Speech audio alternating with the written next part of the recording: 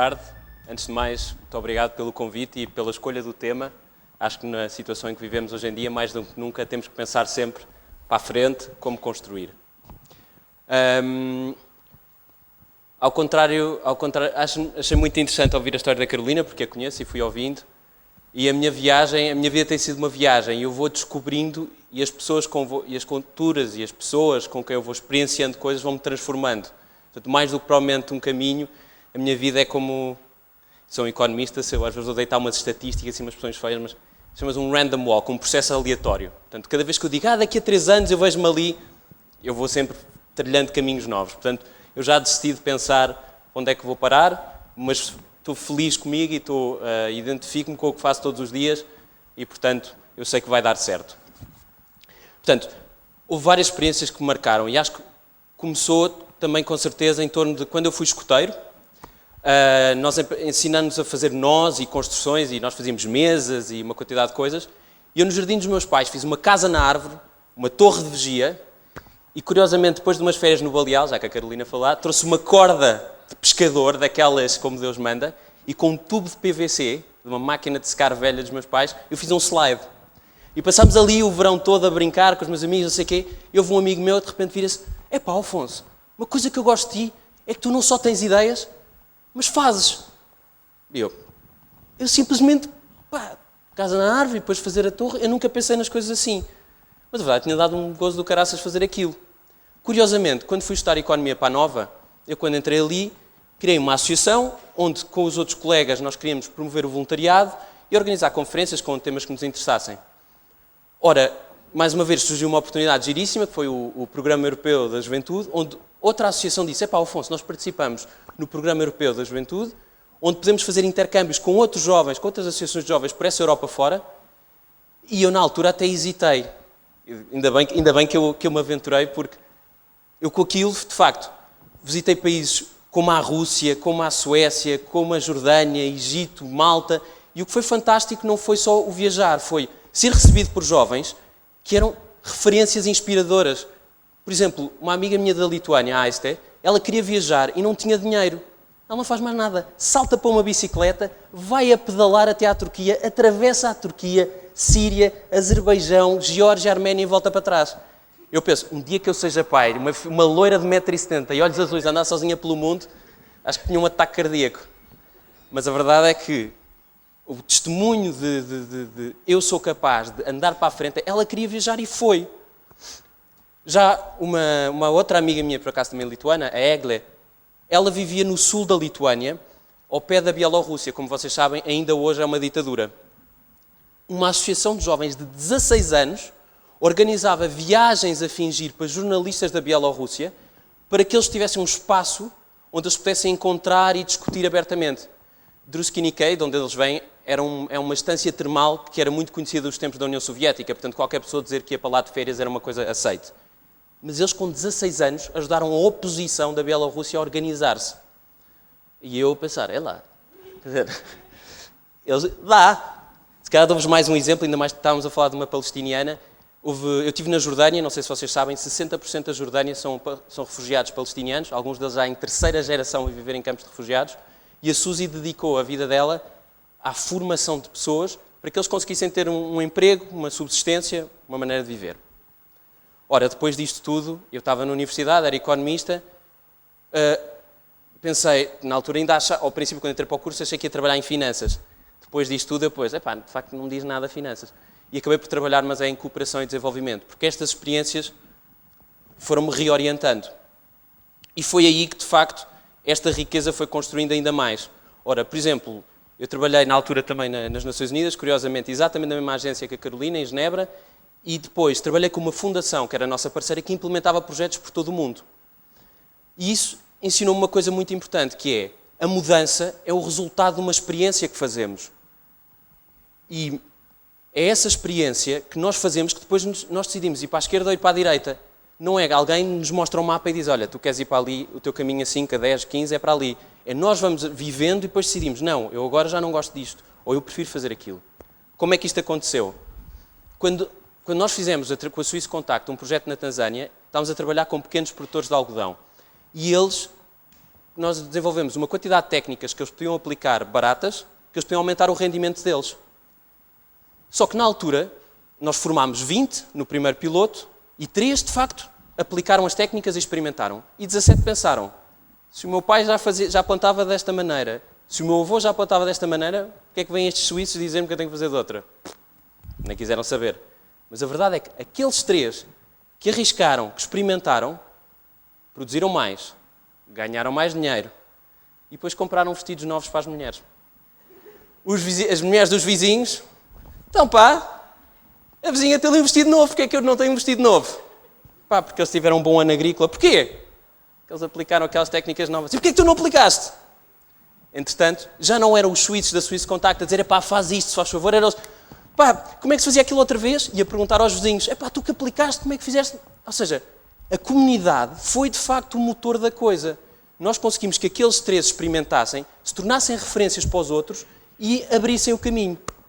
Ora, depois de fazer isto em vários países e tudo mais, eu comecei a pensar, mas a verdade é que eu sou português, a minha comunidade é Portugal. Isto em 2010 as coisas não estavam muito animadoras, não é? Eu pensei, ok, eu estou em Zurique, mas o que é que eu posso fazer? E de facto, fui ver estatísticas, economistas, não é? E fui reparar que nós temos a taxa de participação social mais baixa da Europa. Voluntariado, participar em associações e tudo mais, mesmo incluindo os miúdos todos que jogam futebol e que estão inscritos numa associação qualquer. Portanto, mesmo aí, estamos em baixo. E eu pensei, mas se nós temos isto e só estamos a usar isto, olha o potencial. Na altura, eu sempre toquei guitarra e gosto muito de música e pela minha idade o grunge era o grande movimento. E os Pearl Jam, o meu vizinho do lado estava a ouvir o Ten, que é o primeiro álbum assim, mais conhecido dos Pearl Jam, assim aos berros. E eu, mas de facto, esses tipos, quando eles começaram a ter sucesso, exatamente com este álbum Ten, em vez de fazerem ainda muito mais concertos e mais vídeos e mais entrevistas, eles começaram a dedicar a visibilidade e alguns recursos que tinham a trabalhar em escolas, a fazer prevenção de violência. E a verdade é que eles, de facto, tiveram uma capacidade de, sem completamente, necessariamente, fazer uma coisa... Eles eram músicos e continuaram a ser músicos, mas fizeram a diferença. E eu, na altura, na Swiss Contact, pensei, pronto, escolas são um centro importantíssimo da comunidade, onde toda a gente se junta, onde estão os jovens, onde está o futuro. Eu lembrar-me daqueles jovens de 16 anos que ajudaram a oposição da Bielorrússia, não é? São aqueles, eles estão ali. E, de facto, criei as mentes empreendedoras primeiro para conhecer este grupo e depois para ver se conseguia encontrar e ajudar estes jovens. E o que aconteceu, que foi muito interessante, foi quando eu comecei, era só eu. Mas depois, mais amigos disseram, Afonso, como é que eu posso ajudar? E como é que eu posso fazer? E começa-se a criar um movimento. E isto é logo um primeiro aspecto em que nós somos mais, não é? Eu achei que podia fazer aquilo, fui fazendo dentro das minhas possibilidades e mais pessoas que se revêem na missão juntam-se. A verdade é que nós aprendemos que estes jovens têm ideias, têm uma sensibilidade social espetacular. Eu na altura até lhes chamava geração morangos, eles ficavam todos ofendidos, tipo, geração morangos.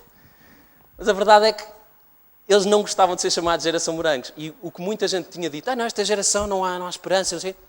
Uma sensibilidade social espetacular, eles viam os problemas, só que faltava aquele empurrão, aqueles 3 agricultores que davam exemplo. E então nós fizemos workshops para os inspirar, com exemplos de outros jovens. Portanto, não é o Mourinho, não é o empresário X, não, é o tipo que está sentado ao teu lado. E são essas pessoas. E nós, de facto, começámos a ver que os jovens implementavam projetos, alguns tinham ideias e chegavam-se atrás, mas no ano a seguir já iam fazer também. Hoje em dia, as mentes empreendedoras estão de norte a sul do país, em 20 escolas, e eu vou partilhar convosco alguns exemplos. Por exemplo, a Bruna de Guimarães, 17 anos, 11º ano, quis fazer prevenção de bullying. Então fez 7 workshops desenhados por ela para prevenir o bullying em alunos da escola primária. E ela fez dinâmicas de grupo, trabalhou com eles e eles no fim disseram, eu de facto nunca tinha pensado nisso, mas eu não quero fazer mal aos outros, portanto eu não quero fazer isto.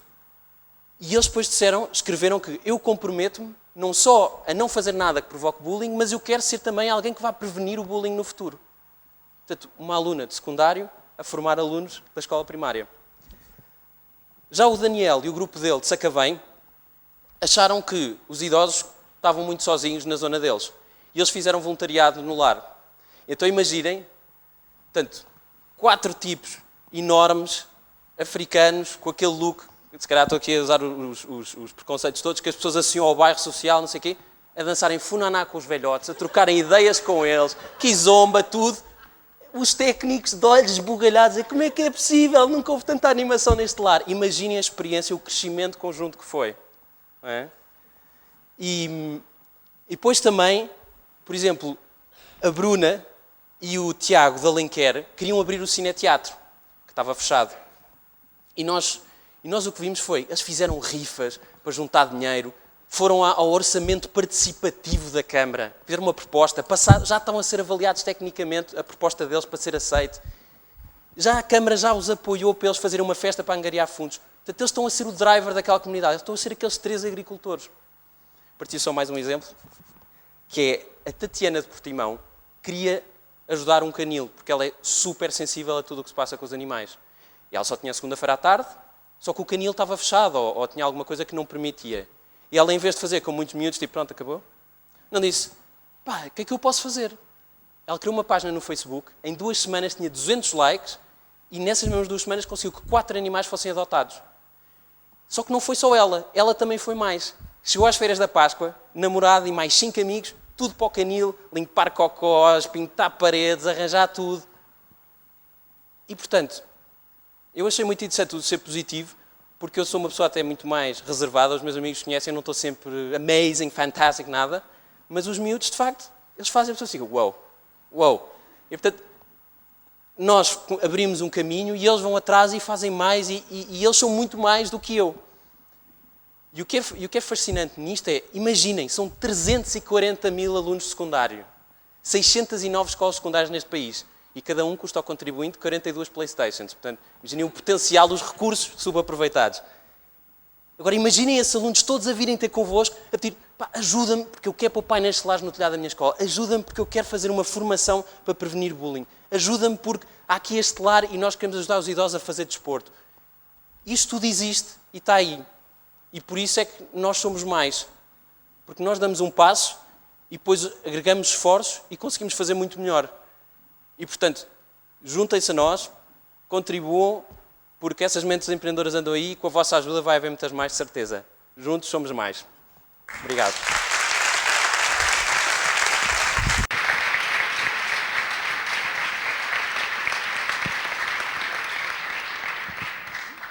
Depois da mente empreendedora de Afonso,